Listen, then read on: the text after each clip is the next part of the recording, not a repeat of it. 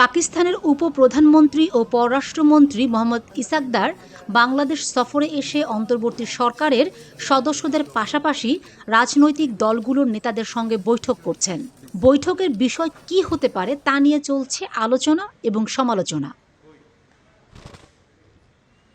2 যুগেরও বেশি সময়ের পর 3 দিনের ব্যবধানে পাকিস্তান সরকারের উচ্চ পর্যায়ের দুজন প্রতিনিধির বাংলাদেশ সফর কতটুকু ফলপ্রসূ এবং দুই দেশের সম্পর্ক উন্নয়নে কী ভূমিকা রাখছে তা নিয়ে হিসাব নিকাশ চলছে।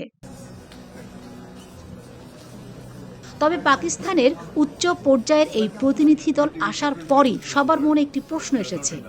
1971 সালে পাকিস্তানিরা যে বর্বরতা চালিয়েছে বাংলাদেশের উপর, সেই বিষয়ে পাকিস্তানের বর্তমান সরকার বা প্রজন্ম কী ভূমিকা নিয়েছে তা শুনতে এবং দেখতে পুরো বাংলাদেশি উদগ্রীব।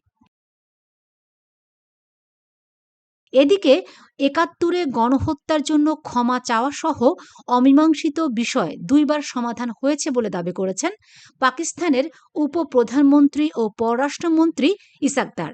রোববার 24 আগস্ট দুপুরে রাজধানীর হোটেল সোনারগাঁয়ে পররাষ্ট্র উপদেষ্টা মোহাম্মদ তৌহিদ হোসেনের সঙ্গে বৈঠকের পর গণমাধ্যম কর্মীদের সঙ্গে আলাপকালে এমনটা দাবি করেন তিনি।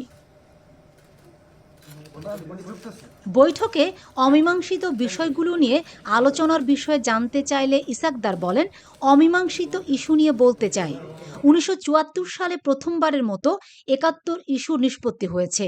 ওই সময়ের দলিলটি 2 দেশের জন্য ঐতিহাসিক। এরপর জেনারেল পারভেজ মোশাররফ বাংলাদেশে এসে প্রকাশ্যে এবং খোলা মনে বিষয়টির সমাধান করেছেন। ফলে বিষয়টির 2 বার সমাধান হয়েছে, একবার 1974-এ, আরেকবার 2000 সালের শুরুতে। রান্নাঘর না হোক কান্নাঘর, গাজী কিচেন হুড স্বাচ্ছন্দ্যময় রান্নাঘরের বিশ্বস্ত সঙ্গী। উভয় দেশ এখন অর্থ ও বাণিজ্যিক সম্পর্ক নতুন উচ্চতায় নিতে চায় উল্লেখ করে তিনি বলেন, মুসলিমদের মন পরিষ্কার রাখতে বলা হয়েছে। এ সময় অতীত ভুলে সামনে এগিয়ে যাওয়ার দৃঢ় প্রত্যয়ও ব্যক্ত করেন ইসাকদার। ছাত্রদের প্রতিষ্ঠিত নতুন দল এনসিপিও সাংবাদিকদের জানিয়েছে, বাংলাদেশ পাকিস্তান সম্পর্ক এগিয়ে নিতে 1971 সালের ইস্যুকে ডিল করা উচিত।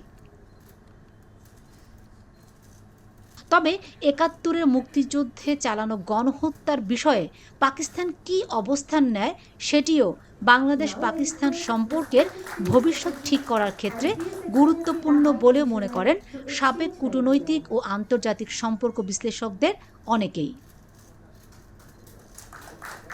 Fatema Shilu, GTV news.